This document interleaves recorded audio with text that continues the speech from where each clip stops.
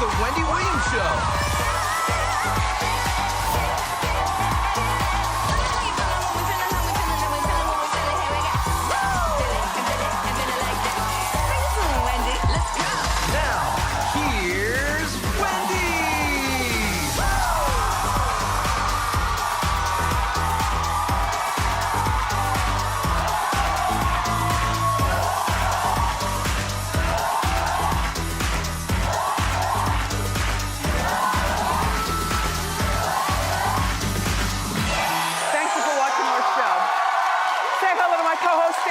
Studio audience.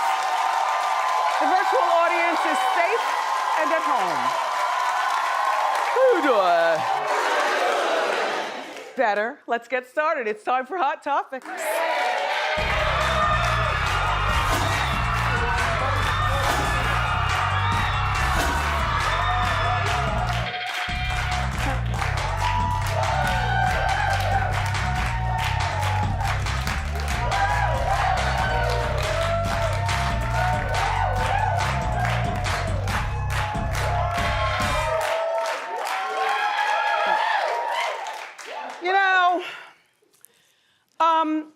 I gotta share two stories with you that I don't care about, but I listen to you, and so you drag me into caring about what some of you care about because you've heard these stories so many times, and then you say to me on my own Googler, wendyshow.com somewhere, Wendy, we've heard the stories, but they're not really told until you tell your opinion.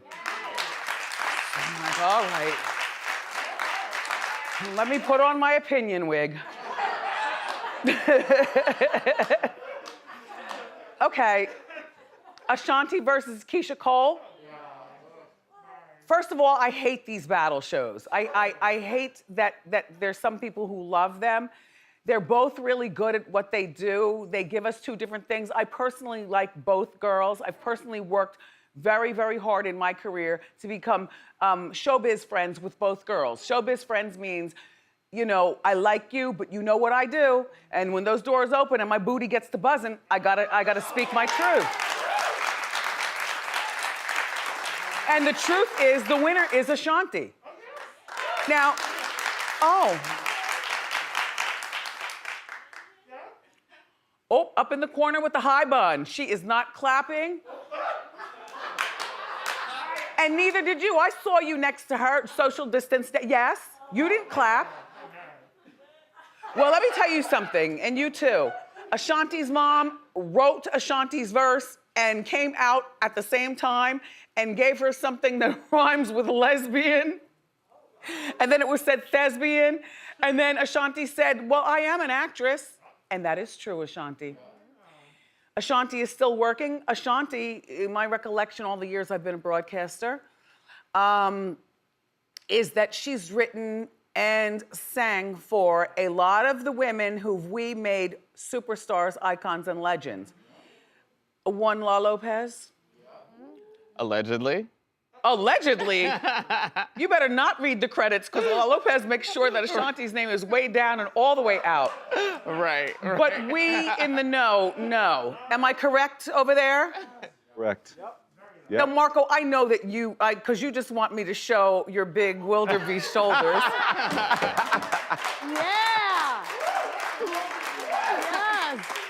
Yes. But I'm talking to Sus One. Ashanti wins. Yeah, There's no comparison. She's a writer. She's written a bunch of big records for people. You know? And knows how to keep her mouth shut. Yes. Now, shout out to the whole Glen Cove, Long Island. This is your queen over there. Now, Ashanti does have a younger sister who is a bit hood. Ashanti, what you need to do is muzzle your sister. Keep her here in the United States. I love your little sister. I can't think of her name. But Ashanti, you are still beautiful and you are very talented. You've got your own secret money and it is not too late for you to find a count because the clock is ticking. We want her to have a family. She grew up in the suburbs, for goodness sakes. She worked hard on that career and her mother is still her manager. I used to not being accepting of that. You know, the last time I saw Ashanti, she and Kelvin and her mom were all in the elevator to ring the bell at the New York Stock Exchange. One of my shining days here being on TV, this was years ago. And when we got up, first of all, we didn't talk in the elevator. I said good morning. Kelvin, you know, knocked my hip, like shut up. Oh yes, but I knew I was divorcing. It was just a formality of the show. To have him standing there all the way from Brownsville, I said, I want my husband standing next to me. And they put my husband on the other side of me. So Ashanti was right here next to me. And her mom tried to stand next to me to keep her away from me. So they really thought we were gonna get to fighting. Who's fighting at the stock exchange? At that time, I had a show. I didn't know where the hell the show was going. I knew that I needed more money to divorce and pay alimony.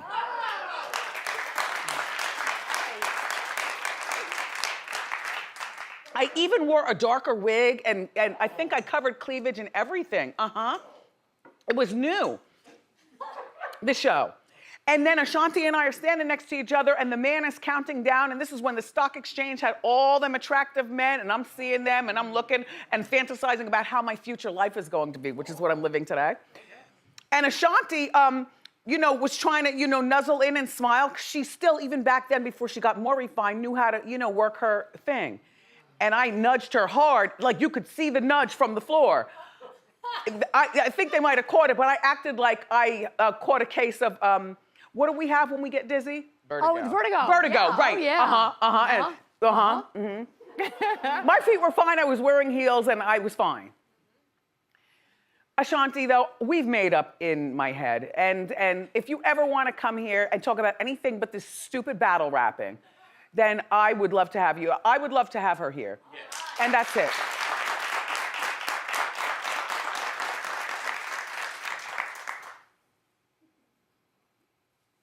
Trey Songz, I don't care about this story either. Number one, the reason Wendy.com followers that our show did not talk about Trey Songz not wearing a mask when we did the story. Thank you, TMZ, for the footage and for the pictures and all that. Thank you for all of this. The reason why I thought Trey Songz was innocent and how dare them, you know, attack another one of our greats, you know, in my mind, singers and attractive men. It was after we left the floor. See, this is what live TV is, all right? We leave the studio, we get all the way home. I'm looking and I'm seeing, and that's when I called you and I said, Just like I told you that was Mario Van Peeper's son, who played the pimp in on Salt and Pepper. from Salt and Pepper. I didn't even know that from my own movie, but I wasn't up there in the Right. wait, no, that was their movie. I wasn't invited up there. Salt and Pepper's movie. Yeah, I was watching like a fan. Right. So I'm thinking that's anyway. Listen to me, Trey. You refused to wear a mask, and that's what the trespassing was. Because I was like, why are they calling? He wore a mask with his boys when he was going in. He had a mask on. And then he took the mask off and he wasn't eating. I didn't see any drinking going on. He was, for all I know, in his right mind, not wearing a mask, not doing, and I don't care what states and cities and buildings say about wearing masks. A civilized person, a person who cares about their own health and the people around them, we all wear masks. And so, yesterday there was a new video released of the fight, and here it is, thank you TMZ. We got the arrow pointing to Trey Songz. The security and the cops came into the Staples Center not once, not twice, but 3 times and threw him out because people were complaining over outside of this area when he took the mask off and threw it away. Yeah, like belligerent. Trey threw the first punch. Wanted people like me who believe in him to spread the word that he's still good. Look, turd.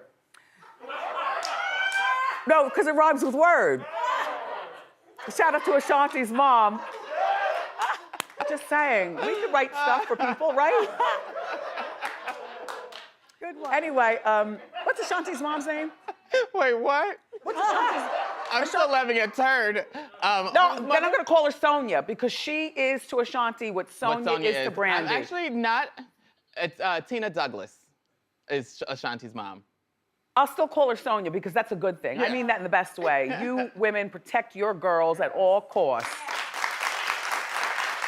And attention Wendy staff, if the phone rings and it is Trey Songz, We are not to answer the phone for him until Corona and the needles are passed out to everybody who wants them. We are not to answer the phone to Trey Songz, and you are still cute, but I am no fool. I see what you're doing. You're taking advantage of our looking into your eyes. Norman, do not answer the phones. If Trey Songz calls, I'm picking up. I'm sorry. But if Trey Songz calls my phone, I'm picking up. What are you gonna say to him? Hey, Trigger.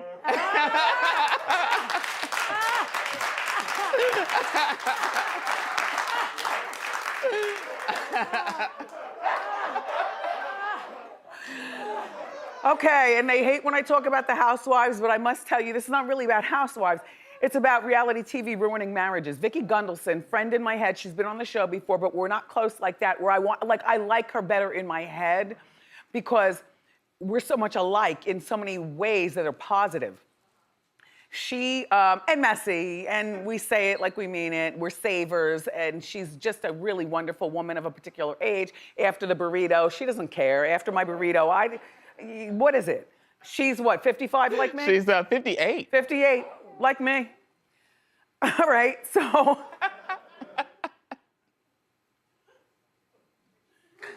Vicki Gunvalson says that she would still be married if she hadn't been on the Orange County Housewives. She was on some show called Behind the Velvet Rope. Now, I don't know this show to see it, but I do know it because I'm a fan of Radio Andy. He's got a whole channel and the Housewives, and even the host on the show were nodding along with me. I felt like there were people in the car with me as I'm going through traffic, nodding along with me. She talked about how on Behind the Velvet Rope that the show ruined her marriage to Don. Listen to her. I would wake up, go to my meetings, go do my thing during the day with work, and then at night we would party. And I would go to bed 1 or 2 o'clock alone, but I never called Don, or I never reached out to him and said, I'm waking up, I'm going to the meetings, and I'm in bed and I'm safe. And so what happened was one day went into 2 days, into 3 days, and then I'd get home and he was like a stranger to me. And it was, I'll take blame for it. Then he started straying, I started straying, and it was, everything became more important than him. Do you see, I agree with her.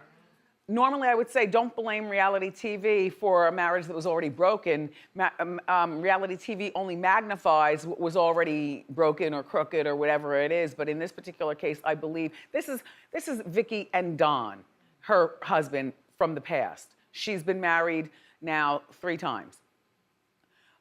Don is very handsome. They look very happy. They're looking in the same direction. It's somebody who's waving, fanning out to both of them.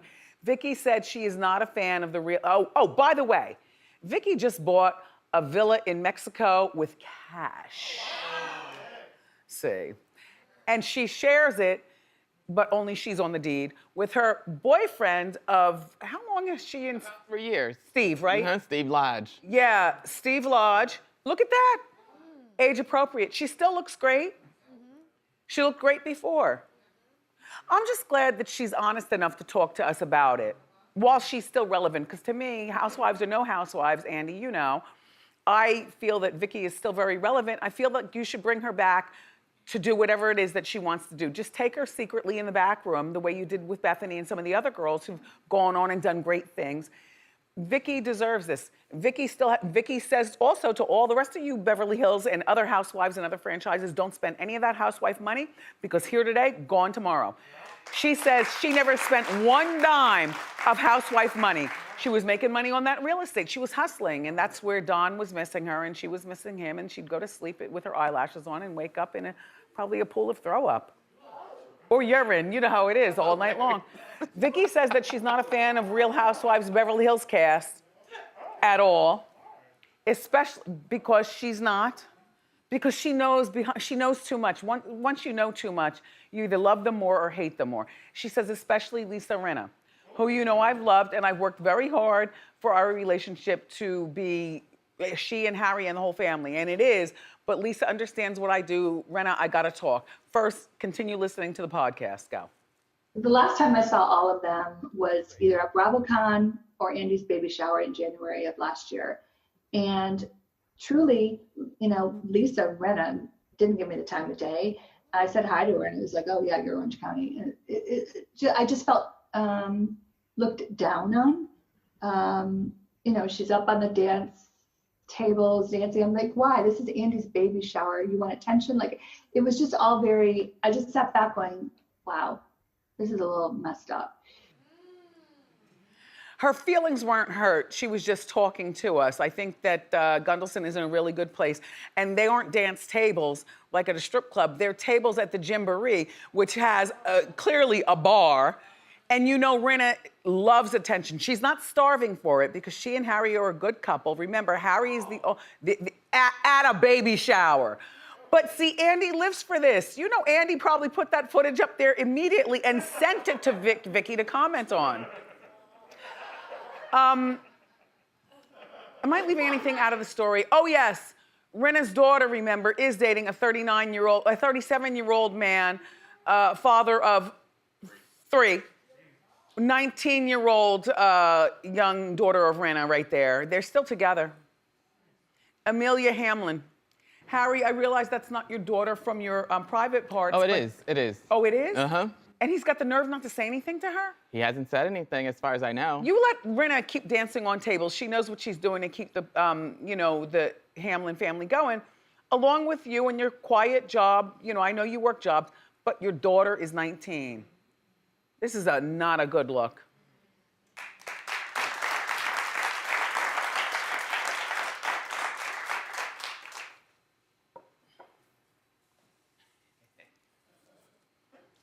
Atlanta. How you doing? No, shout out to all of our friends in Atlanta. Okay, Ludacris's car was stolen, and you know the story. I know the story. I find this story to be really. There's Ludacris, like, I'm the king of Atlanta. Ain't nobody gonna do nothing up in here. There's his car. I got the special engine. You know, when you see the brakes, you know it's something really special. The engine has its own special sound. Look at the palm trees. It looks like you want to move there immediately until you realize it's sunny but snowing at the same time here in New York. Right. At any given time. So this is 4:30 on a Monday afternoon. Ludacris left his car running in downtown Atlanta to go to the ATM. He heard the distinctive sound of his own car speeding away. He didn't see anybody around taking pictures or anything. He's like, help! I mean, help, help. So he flagged down the police. And the police tracked the car down to a parking garage. What condition was the car in? I don't know. They found it, like, they found his possessions in one place and the car at another place. So I don't know. So they left his possessions or they stole his possessions? What are you saying? They tracked his car down electronically, and they tracked it to one place, and they found his possessions, but no car. What were the possessions? I don't know. They didn't say, but I would love to know. Oh. But I can only imagine. Right. So anyway, so that's Ludacris. And by the way, it was 2 days before. I mean, first of all, you don't leave your car running. Second of all, you don't go to ATMs unless you go in there with a cop. And I mean a cop who's a real cop. Take it from one who does. I won't even say one who knows. I'll say, take it from one who does. And then you get as much money as you can possibly get out, so you no longer have to go there for like another month or 3. Right.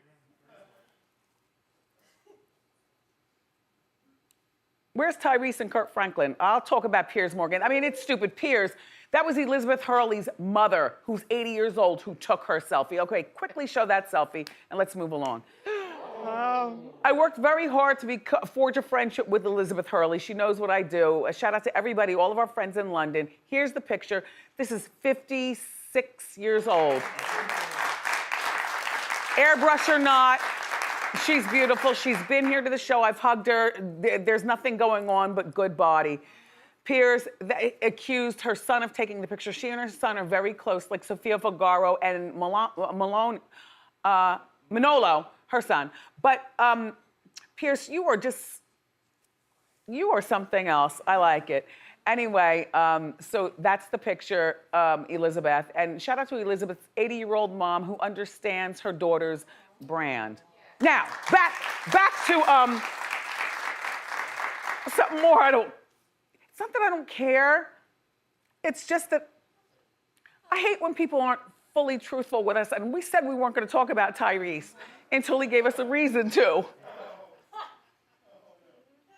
Tyrese, I got 2 reasons to talk about you today, and they both have the same theme. No, I'll talk. You read my dress. You know, we've had this dress in the closet for 1 full year. Willie says like a year and a half. He popped the tags off it today.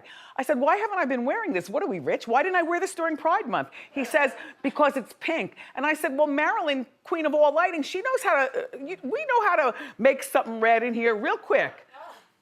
Don't do it now, Marilyn, though. We're wearing the dress. But how you do it, a dress? All right, back to Tyrese.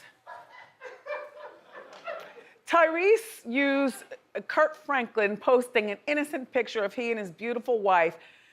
Kirk's wife's name is Tammy, and Kirk shared the photo. They're celebrating their 25th wedding anniversary. Isn't that beautiful? And I've heard Kirk talk about what his wife means to him, saying if it wasn't for his wife, goodness knows where he'd be at this particular time and what condition he'd be in, or if he might not be with us. So I thought that this was really nice. It's really nice that she has stuck by him for 25 years. Isn't it, Norman? It's very nice. Norman. Very nice. Happy anniversary. Yes. Happy anniversary, Franklins.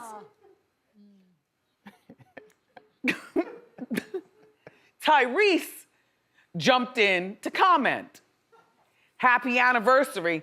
Now, mind you, his wife, Tyrese, is trying to get back his ex, Samantha. Samantha, this was supposed to be us, ... The Franklins was our marriage goals. What do Tyrese and Kirk have in common? And why is Tyrese jumping into Kirk's mess? Now, you know Atlanta better than I do. Where's your, oh, you're not wearing a mask. My mask? I was gonna make a joke to you that your beard is hanging below your mask. I see your because beard. it was earlier. When we were, you were gonna shut all the way up. I hear both of you back there. I can't. Sometimes in this show, you've got to read between the lines. Do you know what I'm saying? And then the lines get blurry. And we've got more great show for you, everybody.